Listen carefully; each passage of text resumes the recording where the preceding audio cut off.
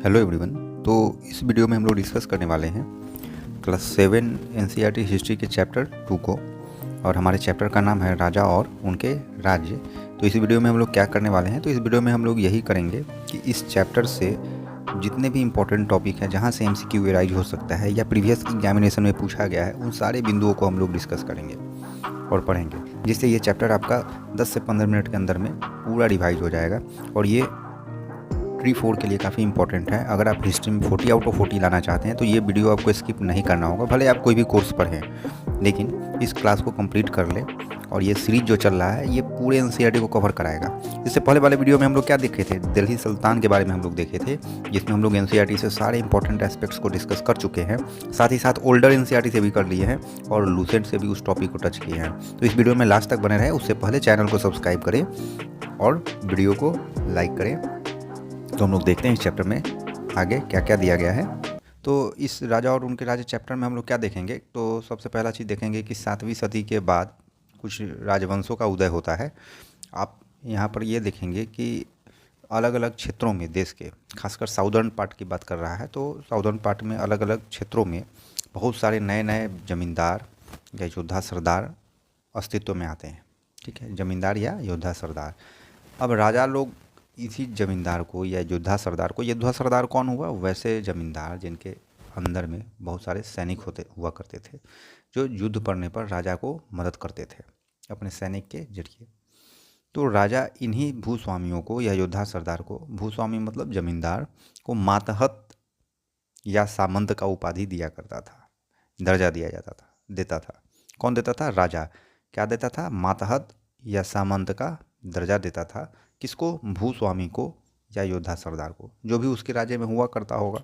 जो बड़ा बड़ा जमींदार है उस जमींदार को सामंत कहने लगा, या उसके राज्य में कोई ये है योद्धा सरदार है, उसको भी सामंत या मातहत का दर्जा दे दिया गया। और आप आगे क्या देखते हैं, तो पहला क्वेश्चन यही है कि जमींदारों को या योद्धा सरदारों को 7वीं सदी के समय क्या कहा जाता था, तो मातहत या सामंत। अब सामंत भी क्या होता था, धीरे धीरे उनका शक्ति बढ़ता जाता था, उनके अंदर में जो आने वाला ज़मीन का दायरा है वो भी बढ़ता था। तो ये अपने आप को महासामंत या महामंडलेश्वर घोषित कर लेते थे। कौन घोषित कर लेते थे? ये मातहत या सामंत जो होते थे वो कब ऐसा करते थे? जब उनका संपत्ति बढ़ जाता था, ज़मीन जो था उनके अंदर में वो बढ़ जाता था, तो वो अपने आप को महासामंत या महामंडलेश्वर घोषित कर लेते थे। तो याद रखिएगा, सामंत का ही नाम मातहत है, और जब सामंत के शक्ति में बढ़ोतरी होती है तो वो महासामंत हो जाते हैं, और भी तो महामंडलेश्वर। तो सबसे बड़ा सामंतों में सबसे बड़ा कौन हो गया? महामंडलेश्वर। तो यहाँ से भी एक प्रश्न हो सकता है कि निकल जाए। ठीक है, आगे हम लोग क्या देखते हैं, यही महामंडलेश्वर या महासामंत जो है जब और शक्तिशाली हो जाते हैं तो ये अपने आप को अपने राजा से स्वतंत्र घोषित करने का भी शुरू कर देते हैं। इसी के उदाहरण को हम लोगों को देखना है, जहाँ से मुख्यतः प्रश्न उठेगा। तो पहला ऐसा उदाहरण दक्कन में देखने को मिलता है, जहाँ राष्ट्रकूटों का केस है। आप देखेंगे कि शुरुआती दौर में राष्ट्रकूट किसके अधीन थे, तो चालुक्य राजाओं के अधीन थे। तो याद रखिएगा, पहला प्रश्न यहाँ से इम्पोर्टेंट बन गया कि ये राष्ट्रकूट किसके सामंत थे। अगर सामंत शब्द भी लिख दे रहा है तो दिक्कत नहीं है, तो आप बोलेंगे कि कर्नाटक के चालुक्य के सामंत थे। कौन? राष्ट्रकूट। आगे आप क्या देखेंगे, 8वीं सदी में यही जो है राष्ट्रकूट वाले लोग दंती दुर्ग के नेतृत्व में, किसके नेतृत्व में? दंती दुर्ग के नेतृत्व में यह इसको हरा देते हैं। किसको हराते हैं? तो ये कर्नाटक के चालुक्यों को। कहाँ पर? तो एक खास क्षेत्र पर वो अपना कब्जा आधिपत्य जमाते हैं। ठीक है, तो इस प्रकार से जो है वो अपने आप को स्वतंत्र घोषित कर लेते हैं। और हिरण्यगर्भ का भी एक चर्चा है। तो आपसे पूछेगा कि हिरण्यगर्भ क्या है, तो हिरण्यगर्भ का शाब्दिक अर्थ होता है सोने का गर्भ, लेकिन यह एक प्रकार का यज्ञ है या अनुष्ठान है जो ब्राह्मणों की मदद से कराया जाता है। और इससे यह होता है कि जो व्यक्ति अगर क्षत्रिय कुल में जन्म नहीं लिया है, फिर भी इस यज्ञ को करा लेने के बाद वो क्षत्रिय हो जाएगा। ठीक है, तो ये प्रश्न पूछ सकता है कि जो व्यक्ति क्षत्रिय में जन्म न लिया हो, वह अपने आप को क्षत्रिय बनाना चाह रहा हो, तो इसके लिए वो किस प्रकार की अनुष्ठान करता है, तो आप बोलेंगे हिरण्यगर्भ अनुष्ठान करता है। 7वीं सदी में ये सारे चीज़ देखने को मिलते थे। ठीक है, नेक्स्ट आप क्या देखते हैं, देखिए कितने तरह से क्वेश्चन पूछ सकता है। यहाँ पर दे रहा है कि एलोरा की गुफा, तो आपसे पूछेगा कि एलोरा की गुफा में किस ईश्वर की प्रतिमा है, किस हिंदू देवी देवता की प्रतिमा है, तो आप बोलेंगे विष्णु की है। थोड़ा सा और उसको टफ करना चाहेगा तो बोलेगा कि विष्णु का किस रूप में प्रतिमा बनाया गया है एलोरा की गुफा में, तो आप बोलेंगे नरसिंह के रूप में, मतलब पुरुष सिंह के रूप में दिखाया गया है। ठीक है, तो ये भी पूछता है, इस प्रकार से भी प्रश्न आता है, एलोरा की गुफा में विष्णु का किस रूप में विष्णु को उकेरा गया है, तो आप बोलेंगे नरसिंह के रूप में है ना उकेरा गया है। आगे आप क्या देखेंगे, यही जो हम लोग सामंतवादी व्यवस्था देख रहे हैं, सामंत वाली व्यवस्था देख रहे हैं, इसमें राष्ट्रकूट का तो उदाहरण देख लिए, दूसरा उदाहरण एनसीईआरटी में दिया है कदम्ब मयूर सरवन का और गुर्जर प्रतिहार हरिश्चंद्र ब्राह्मण का। ठीक है, तो याद रखिएगा ये दोनों कहाँ से बिलोंग करते हैं, तो कर्नाटक और राजस्थान। ठीक है, ये लोग भी अपने अपने प्रीवियस प्रथा को छोड़ करके शास्त्र का शस्त्र को उठा लिए थे। ये लोग भी हिरण्यगर्भ किए होंगे अनुष्ठान, जिसके बाद क्षत्रिय बन गए होंगे। अब राज्य में प्रशासन के बारे में कह रहा है, अभी प्रशासन के बारे में हम लोग देखेंगे तो इसमें हम लोगों को लगान देखना है। तो लगान जनरली जो कर है वो किससे वसूला जाता था, किसानों से, पशुपालकों से, कारीगरों से, इन सब से लिया जाता था और उसको शासन व्यवस्था को चलाने में खर्च किया जाता होगा।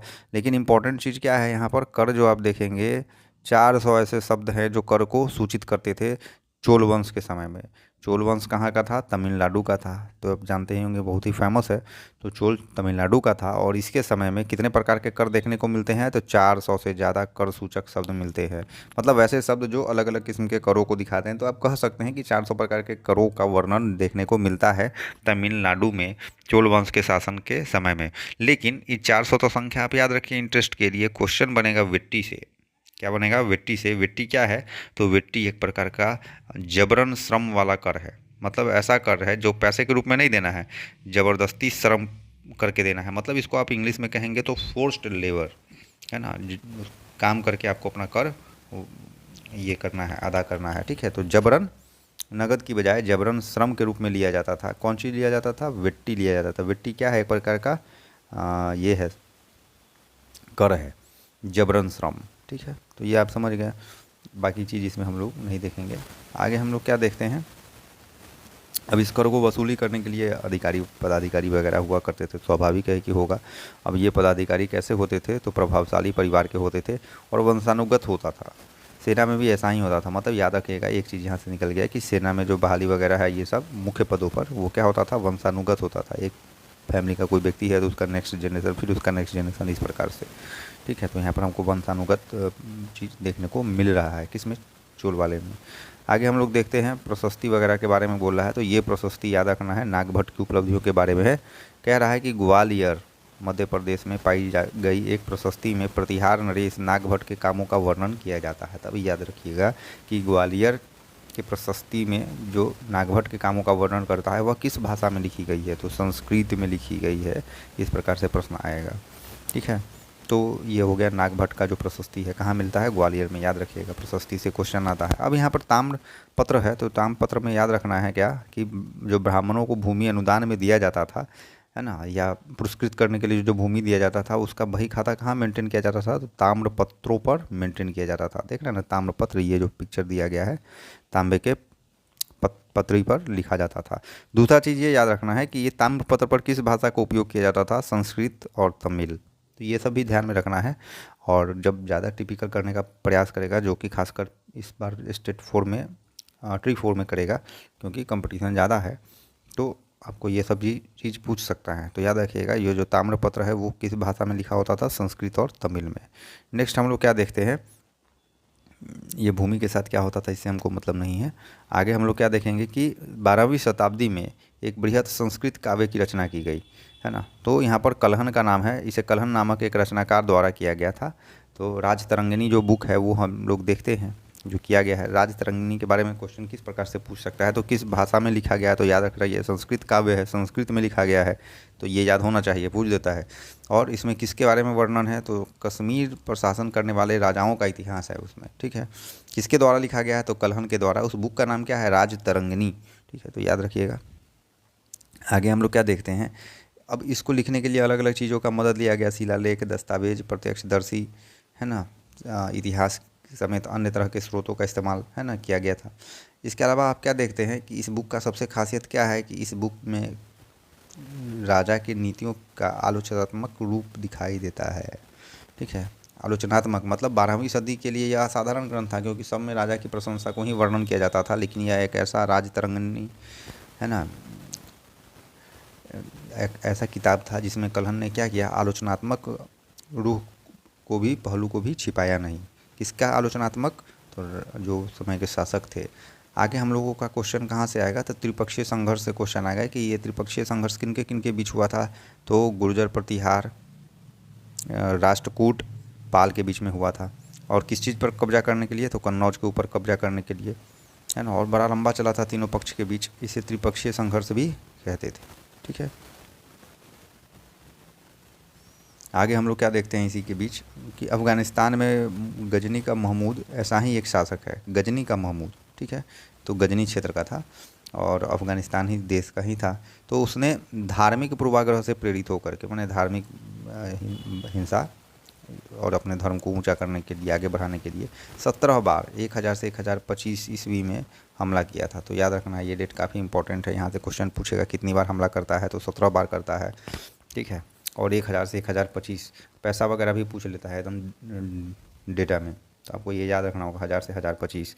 इसमें क्या किया था, सोमनाथ मंदिर को लूटा था। सारा धन कहाँ ले गया था, तो वो अपने वही गजनी ले गया था, जहाँ वो वैभवशाली राजधानी बनाने चाह रहा था। ठीक है, तो ये हमको भी याद रखना है। यहाँ से आगे हम लोग क्या देखते हैं, चाहमान पृथ्वीराज तृतीय के बारे में बोला है, 1168 से 1192, जिसने मोहम्मद गोरी को हराया था। तो यहाँ पर 2 युद्ध हुआ था, आपको भी पता होगा। तराइन का प्रथम युद्ध जो 1191 में हुआ है, और तराइन का दूसरा युद्ध 1192। तो तराइन का जो प्रथम युद्ध होता है, इसमें मोहम्मद गोरी को हरा देते हैं चौहान, और तराइन का जो दूसरा युद्ध होता है उसमें उन्हीं को मार देता है वो।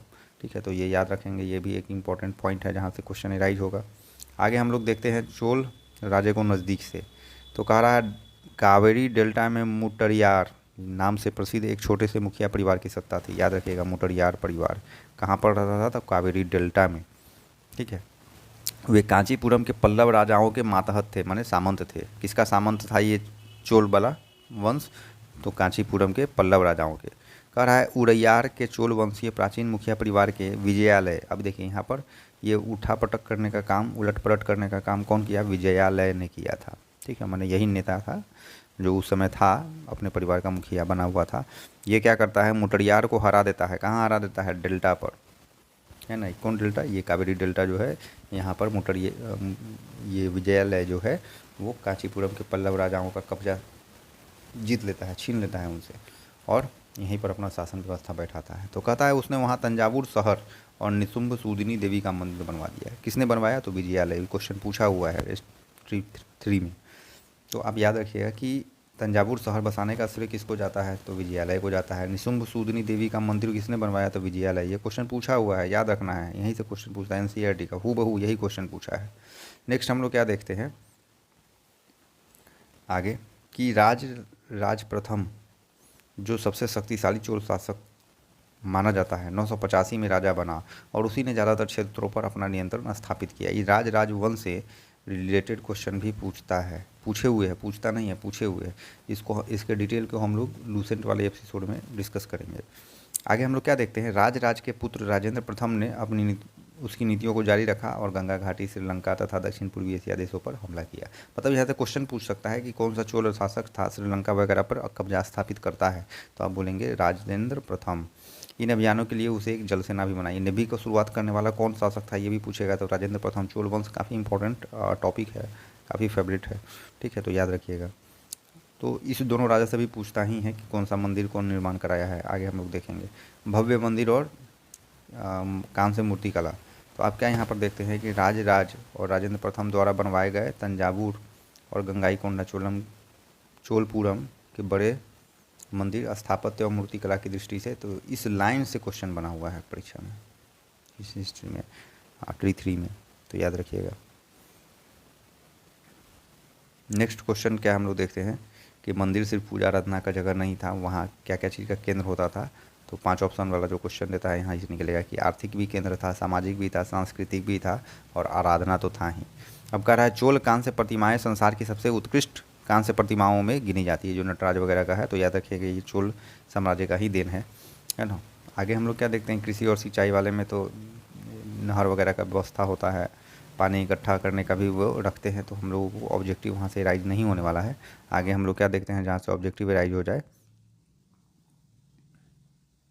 अब यहाँ से देखिए, कह रहा है धनी किसानों को केंद्रीय चोल सरकार की देखरेख में नाडू के कामकाज में अच्छा खासा नियंत्रण हो जाता है। इससे पहले से हम लोगों को देखना होगा, यहाँ से देखना होगा। कह रहा है प्रशासन किस प्रकार से चलता था, तो कह रहा है किसानों की बस्तियाँ को उड़ कहलाती थी। याद रखिएगा, किसानों की बस्तियाँ चोल साम्राज्य में क्या कहलाती थी, उड़ कहलाती थी। जब सिंचाई वगैरह का व्यवस्था अच्छा हो गया तो ये जो उड़ बस्ती है ये ज़्यादा समृद्ध हो गया। इस तरह के गाँवों के समूह को, मतलब उड़ के समूह को हम लोग क्या कह रहे हैं, नाडू कह रहे हैं। याद रखिएगा, ये प्रशासनिक इकाइयाँ हैं तो नाडू कह रहे हैं, तो उड़ उड़ से बड़ा क्या हो गया, नाडू। अब आगे क्या दे रहा है, ग्राम परिषद और नाडू न्याय करने व कर वसूलने जैसे प्रशासनिक कार्य करते थे। कर वगैरह वसूलने का प्रशासनिक काम करता था। आगे कह रहा है धनी किसानों को केंद्रीय चोल सरकार की देखरेख में नाडू के कामकाज में अच्छा खासा नियंत्रण हासिल था। ठीक है, तो आप ये देख रहे हैं कि अच्छा खासा नियंत्रण हासिल था। अब आगे आप यही देखिएगा कि जो धनी भूस्वामी हैं वो, उनको चोल राजा कुछ न कुछ उपाधि देते हैं, जो कि हम लोग दिल्ली सुल्तान के पीरियड में भी देखे थे कि उपाधि दिया जा रहा है। तो क्या उपाधि देते थे, तो मुवेंद वेलन, याद रखिएगा, पहला उपाधि है मुवेंद वेलन और दूसरा उपाधि आप क्या देखिएगा, अरयार। ठीक है, तो ये दो उपाधि है जो किसके द्वारा दिया जाता था, चोल राजाओं के द्वारा दिया जाता था। किनको, तो जो बड़े बड़े ज़मींदार हुआ करते थे उनको। ठीक है, और इसके साथ साथ उपाधि के साथ साथ उनको महत्वपूर्ण जवाबदेही भी दी जाती थी। तो याद रखिएगा, चोल के समय जो दो उपाधि है वो क्या क्या है, तो मुवेंद वेलन और अरैयार। ठीक है, तो ये यहाँ से क्वेश्चन निकल सकता है। आगे आप देखिएगा, ये बहुत ही इंपॉर्टेंट है कि भूमि के प्रकार के बारे में आपको उल्लेख मिलता है कि 4-5 प्रकार के भूमि है जिसका उल्लेख किया गया है ना। पहला है चोल अभिलेखों में भूमि की विभिन्न कोटियों का उल्लेख मिलता है। तो पहला है वेलन वगाई, ये गैर ब्राह्मण किसान स्वामी की भूमि हुई, जो ब्राह्मण नहीं हुए लेकिन ज़मीन के अधिकारी हैं, तो वो विलन वगाई कहलाएं। ब्रह्मदेह है, जो ब्राह्मणों को उपहार में दी गई भूमि है, उसको ब्रह्मदेह कहा गया है। आगे आप क्या देख रहे हैं, साला भोग, किसी विद्यालय के रखरखाव के लिए जो भूमि दिया गया। देवदान। ठीक है, तो इस प्रकार से आपको ये याद रख लेना है ना। पहला क्या हो गया, विलन वगाई, जो गैर भूमिहार किसान, गैर ब्राह्मण किसान स्वामी की भूमि है। ब्रह्मदेह, जो ब्राह्मणों को उपहार में दी गई भूमि है। साला भोग, जो किसी विद्यालय के रखरखाव के लिए दी गई भूमि है। देवदान, तो मंदिर को उपहार में दी गई भूमि। पल्ली चंदन, वो क्या है, जैन संस्थानों को दी गई भूमि। तो इस प्रकार से ये सब भूमि का टाइप है, पूछ सकता है, मैच द कॉलम बना के भी पूछ दे सकता है या डायरेक्टली पूछा जा सकता है। आगे आप क्या देखते हैं कि ब्राह्मणों को समय समय पर भूमि अनुदान दिया जाता था, जिसे ब्रह्मदेह कहते थे। परिणाम स्वरूप क्या हुआ, ब्राह्मणों का बस्ती भी कावेरी के आसपास क्षेत्र में देखने को मिलता है। कह रहा है प्रत्येक ब्रह्मदेव की देखरेख प्रमुख ब्राह्मण भूस्वामियों की सभा के द्वारा की जाती है। ठीक है, सभा बना दिया गया था, जो ब्रह्मदेह क्या हो गया, जो ब्राह्मणों को दान में दिया गया भूमि, उसी का देखरेख ब्रह्मदेह वो सभा करता था। आगे हम लोग क्या देखते हैं कि नगरम क्या है, तो व्यापारियों के संघ को क्या कहा जाता था, नगरम कहा जाता था। याद रखिएगा, व्यापारियों का वो संघ जो शहरों में प्रशासनिक कार्य संपादित करते थे, उनको किस नाम से जाना जाता था चोल साम्राज्य में, तो नगरम के नाम से जाना जाता था। तो ये याद रखना है। तमिलनाडु के चिंगलपुट जिले के उत्तर मेरूर से प्राप्त अभिलेखों में इस बात का विस्तार मिलता है कि ब्राह्मणों की सभा का संगठन कैसा था। तो याद रखिएगा, ये ब्राह्मणों की सभा का संगठन कैसा था, ये कहाँ उल्लेख मिलता है, तो चिंगलपुट जिले के अभिलेख से। ठीक है, तो यहाँ पर ये इम्पोर्टेंट है, तमिलनाडु के चिंगलपुट जिले के अभिलेख से ब्राह्मणों के सभा के बारे में जानकारी हम लोगों को मिलता है। आगे हम लोग क्या देखते हैं इम्पोर्टेंट, तो यही हमारा चैप्टर था, राजा और उनके राज्य। आप इसको अच्छे से कर लेंगे क्योंकि चोल बड़ा ही फेवरेट टॉपिक है बीपीएससी का। और नेक्स्ट वीडियो में हम लोग क्या डिस्कस करने वाले हैं, तो लूसेंट से इन सारे टॉपिक्स को हम लोग डिस्कस कर लेंगे, तो कुछ बचेगा ही नहीं। ठीक है, तो ज़्यादा ब्रांडिंग के पीछे नहीं जाना है, यही इंपॉर्टेंट है, भले आपको इंपॉर्टेंट लग रहा हो ना लग रहा हो। Thank you.